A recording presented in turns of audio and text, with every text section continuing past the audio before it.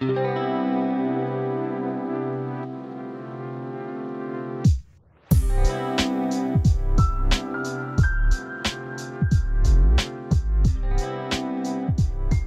I'm Xorje Olivares, and welcome to another Hey Xorje conversation. And I'm really excited to talk to my next guest because if you've listened to my work over the past few years, you know that I'm genuinely interested. I just love talking to comedians. Now, part of that is because of the truth-telling that comes with comedy, right? You have people who come from these very diverse lived experiences, and they bring this knowledge of life that they have, and use it to tell the truth about society, about culture, about all the things that are happening around them. Now, that's the case for my next guest, whose name is Karinda Dobbins. Now, Karinda has a brand new album out called Black and Blue. It's her debut album, and I feel like it's a perfect representation of the moment we're in right now, where comedy's at. I mean, she mentions right at the top of her album that COVID is still an issue. And so I'm curious about what it all means, right? What it means to be in this moment as humans, as comedians, and particularly what it's like to be Karinda in this moment, considering that this is such a huge moment of success for her as a queer comedian of color. And so excited to talk to Karinda, not only about her work, but about this journey to Black and Blue. So Karinda, thank you so much for joining me today. Thank you so much for having me. Well, I want to start off by talking about the title of the album. I'm somebody who really loves the intention behind titles. And so I want to get some insight because I think it really does, it acts as a reflection piece on not only the person who created that title, but what we want people to expect because of it. So let's start there about why Black and Blue. Well, it has a lot of layers to it, actually. The first reason I named my album Black and Blue, it's really an homage to the cities that kind of built me. I'm originally from Detroit, but I started my comedy career in Oakland. And when I think about Oakland, one of the first things I think about is the Black Panthers and the Oakland Raiders with that iconic Black symbol. Detroit, Motown, the blue background. It's a blue collar town. Almost all the sports teams have blue in it. And then also just Black and Blue from what we've been going through with COVID. I feel like we all just kind of feel kind of beat up a little bit going through this pandemic. And also Black people in the police, Black and Blue. We've had a lot of interactions and protests and, during the time that I was curating this album and putting it together. So all of those things really culminated to me titling this album Black and Blue. I love the nuanced approach to it because it really can be taken in so many different directions. So let's start off with that first interpretation of the title when it comes to COVID and how it's left a lot of us struggling, feeling emotionally and physically battered. So talk about how, sort of comedy aside, how you've been able to experience the past 2 years, either where you're currently based, how you've needed to travel in order to deal with sort of life circumstances. How have you been able to really appreciate what these 2 years have done for you? I think one of the biggest things that COVID has taught me is that, you really need to have your life in order to survive a pandemic. Your home life, your health care. A lot of people were in situations where, when you went into lockdown, they weren't necessarily in situations that were healthy for them, but they had to stay there. And also, a lot of people didn't have the kind of health care that you need to come out of this pandemic, healthy and well. And that's another thing that I realized dealing with not only myself, but my family, my friends. A lot of people just don't have the means and the opportunity to take care of themselves. So I think that's one of the things that hit home to me the most during this pandemic. Let's kind of bring in the comedy part of it. When you try to figure out what your comedy looks like after having gone through all of that and recognizing that your audience to a degree also dealt with the same thing. Granted, everybody's experience through COVID has been different in their own respective ways. But how did you approach going to the comedy club where you recorded this album and realizing that you were going to be around people who were also kind of navigating these really tough waters of what the past 2 years have been? I think that was really the big question for most comics coming back out of the pandemic, right? Because most people don't necessarily want to hear an hour of COVID jokes, even though we've just been through it. It's also something that we're probably trying to escape. So I definitely wanted to talk about it, but I didn't want to make it a through line. I definitely hit on it at points in the album because obviously we've experienced it together. But I also wanted to be sort of an escape for the past 2 years of what we've been going through and just, have 40 minutes of just people laughing. You mentioned all the different interpretations of what black and blue means, and part of it is because of your experience as a black American and where the black experience is at post George Floyd, post Black Lives Matters movements kind of rising up across the country. Is it difficult to sort of enter spaces? I mean, you talk about, there's a joke about Portland in the course of the album and how, Portland is a little more white than most other cities, major cities. Yes. Talk about the ability to be able to bring in those experiences as a black woman to the comedy that you provide your audiences, and why it's so important for you to be able to incorporate that in what you do. Yeah, I think, no matter where I go, I want to bring my full self. If I'm in an audience that's mostly Caucasian, like it was in Portland, and to be honest, a lot of times when I go to liberal cities that are all white, a lot of times, they don't like to be challenged on their liberalism or, what they perceive it to be. And Mm-hmm. I'm there to tell them what it actually is, what my experience has been. So I think as long as I do it in a funny way, they're receptive to it. But as comics, that's what we do. We're here to challenge your perceptions of yourself, especially being from a marginalized group. When did you allow yourself to question that perception of yourself and sort of take that as either the basis of your comedy or just what you find funny? I think I'm always challenging my perception of myself. As a woman of color, as a lesbian, as a black woman in tech, as a mom. There's so many opportunities for me to be like, okay, who am I really? um, or Mm-hmm. who am I in this moment? Who do I need to be? And I always try to bring that to my comedy because that's really what comedy is, right? Sort of questioning things and trying to make sense of the world. You are an actor, a writer, a comedian. You've been listed among the comedians that a lot of people should be out to watch.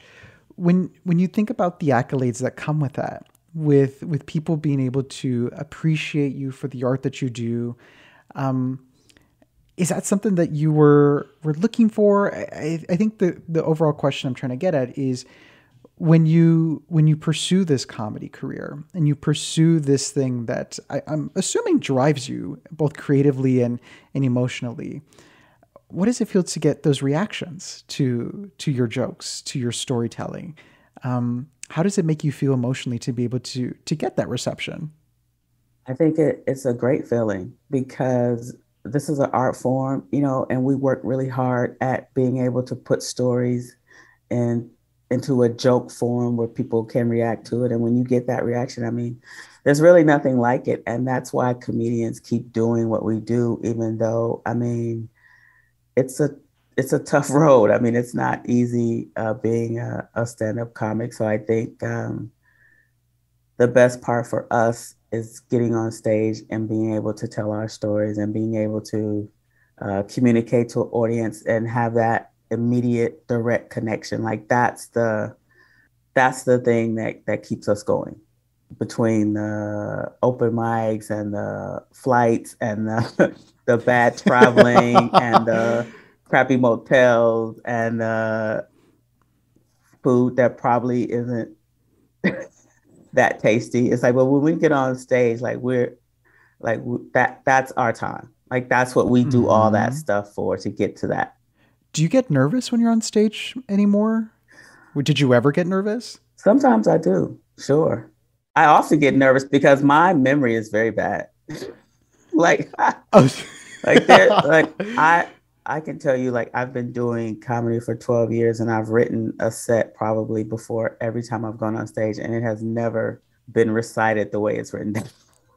Just it just does not happen.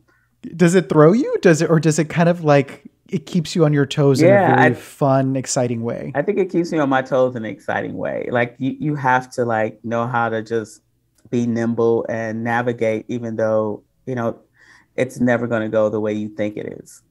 When you think about having to put together a debut album, what went into the process of making it? I'm assuming you wanted it to be perfect. So, what was the thought process about having it where it was, doing the jokes that were going to be featured in it? Take me along through that ride, just so we could see kind of what brought us to Black and Blue. I kind of liken it to a musician in their first album, right? It's like, what Mm-hmm. songs are going to make the cut? Because obviously, I have a lot of jokes that didn't make it onto Black and Blue for various reasons. I just wanted to have a flow. And I felt like the jokes that made it uh, had a flow. And also, I just eliminated some jokes. I normally do a lot of like political, jokes, but I was just so spent, I think, from the last 2 years of watching CNN and MSNBC. I mean, I was just literally tired of everything. Mm-hmm. So a lot of those didn't make it in. I just wanted to be happy. And a lot of those jokes, even though they're funny, like I don't know if I want to hear them over and over and over again and think about those people that I was joking about. It's like I don't want to talk about you. Oh, that makes sense. Like it because I mean, I would, and I don't mean to project too much, but if it were my debut album, I'd probably be listening to it religiously to like savor the moment of being able to have it and to have those jokes surface where you're like, ugh, this was so 2 years ago when I was in a really different place in my life, and it's time to move on. So I definitely see the purpose of not incorporating that into something that is always going to be your first. Right, right.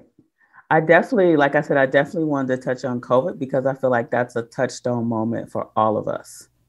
And Mm-hmm. I wanted, we know we're all in this together, but certain jokes that I've done about politics and policies, and I just felt like maybe my debut album wasn't the place for that. And certainly, maybe my second album, I may get back to it when I feel like we're in a better place in this country, and maybe I'm feeling like the burden is kind of off, and I can be a little more fancy free with it. But I feel like those jokes were kind of heavy for me, even though I had done them for a while.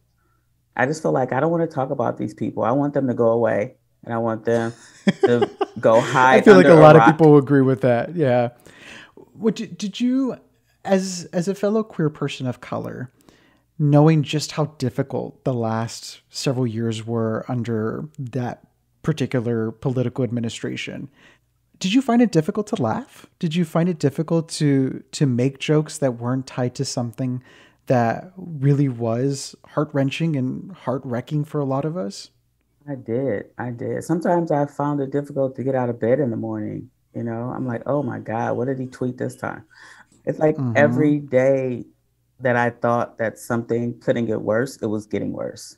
And so it was difficult for me to write about that. And so I just needed to take care of me and my family and my space before I could even sort of broach, the kind of topics that I wanted to talk about. And obviously I did do some jokes about that administration and the situations, and but I tell you, he made it hard for comics because I mean he was just a joke. It's kind of hard to make a joke about someone who is a joke. So it Mm-hmm. was kind of hard to write material on that guy.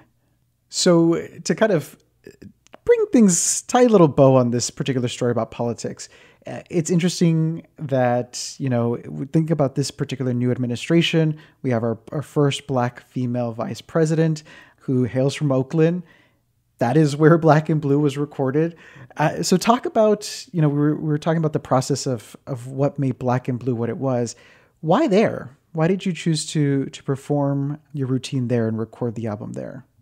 Well, I always knew that my very first choice was to record my first album in the Bay Area. That's where my comedy career started. I started at an open mic in Oakland, Woody's Cafe.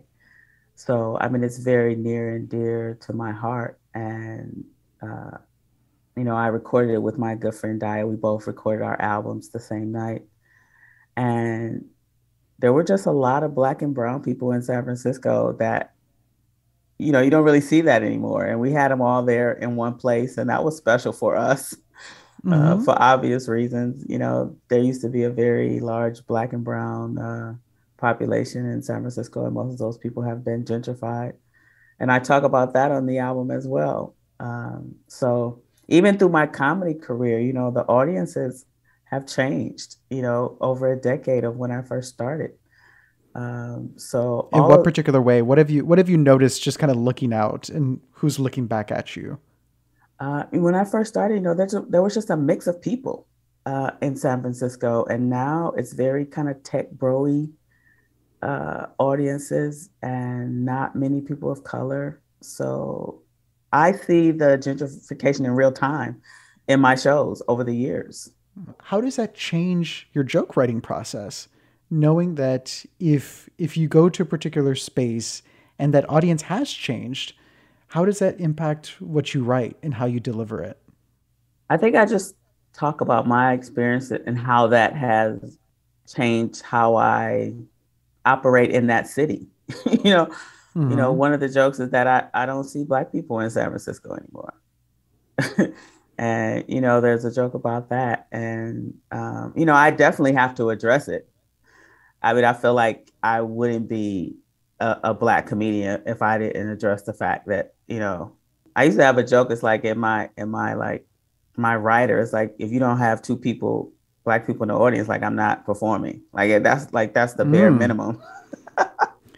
I mean, because it's a matter, I'm assuming when you're in a vulnerable space on stage, trying to create that space to also be safe, like having at least another person that you can identify with. Granted, yes, everybody who's of a similar lived experience won't have that many more similarities, but just even seeing that one commonality could be beneficial, I'm assuming.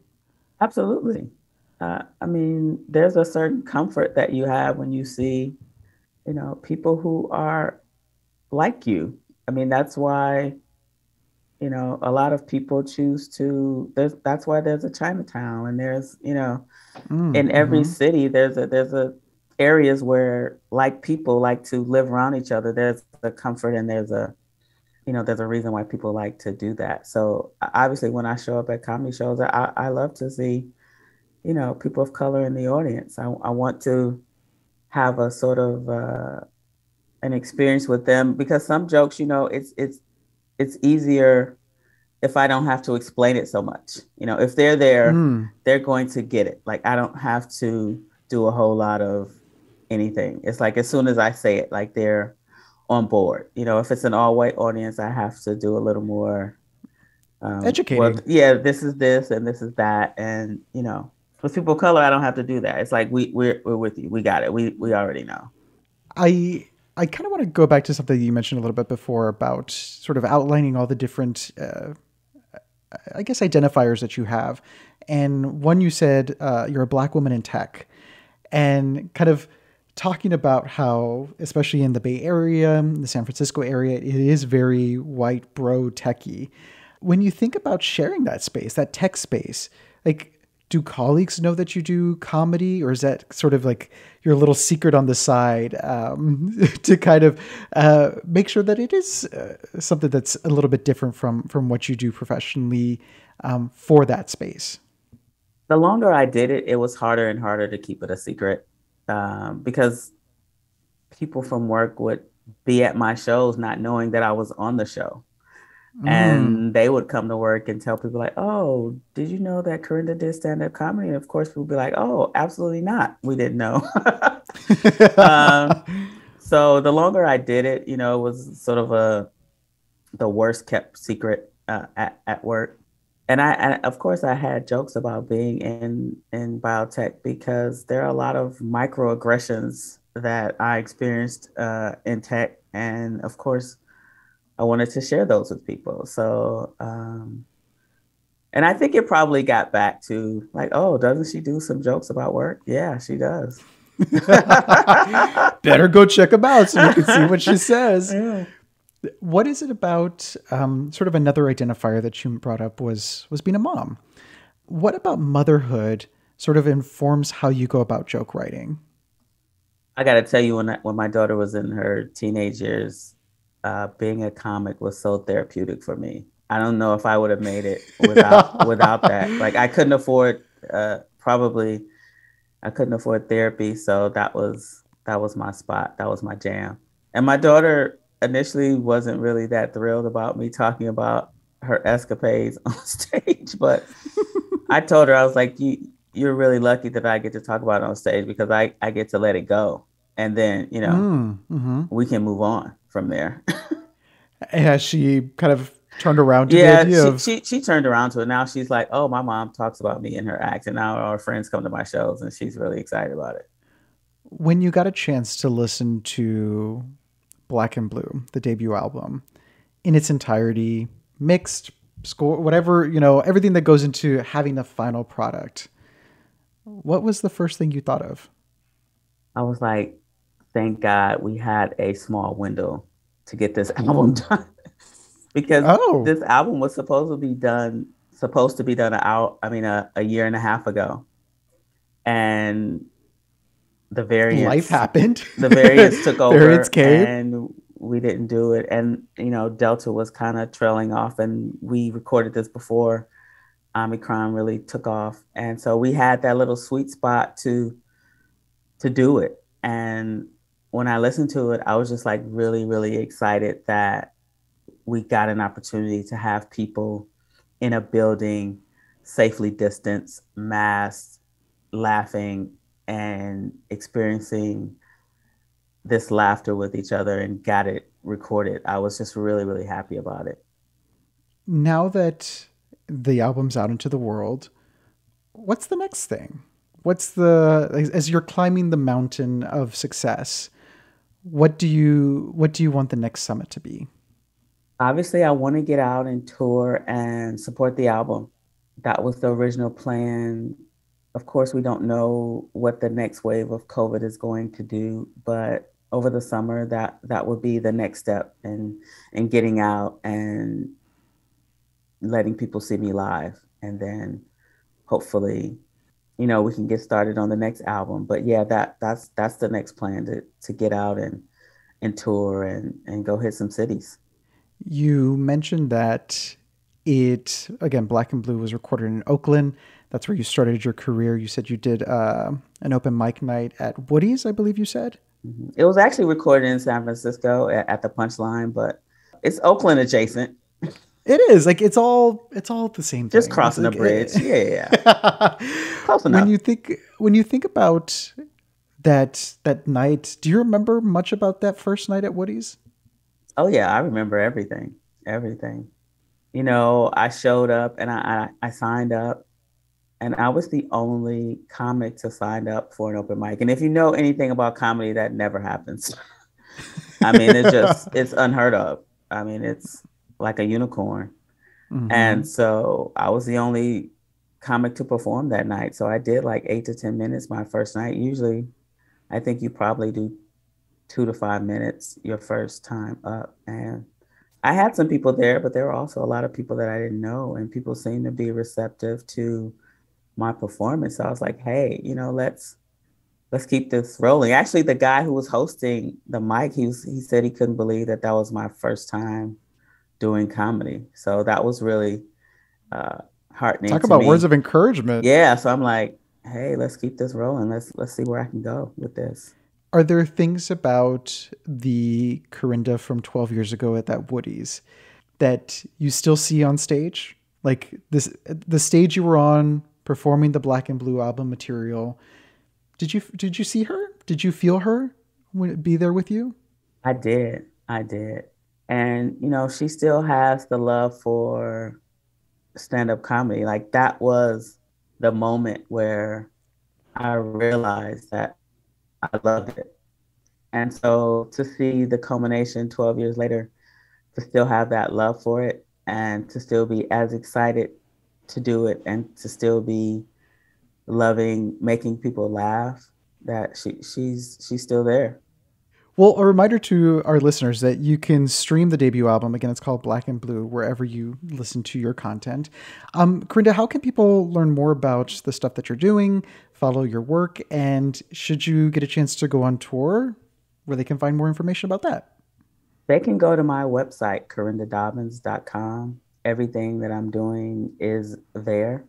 They can also follow me on Twitter, Instagram, Facebook. Everything is just my name. I didn't get fancy with it. I didn't try to. I know a lot of comics Hey, it do, helps with the but branding. yeah, it's like it's consistent. It's just Karinda Dobbins everywhere. Wonderful. Well, Karinda, thank you so much for joining me and for bringing your art to the world in this way. I'm very appreciative of it. Thank you so much, and thank you for having me. And I hope that I can see all the people very soon on stage. Wherever you are, hopefully you'll come see me if I come to your city.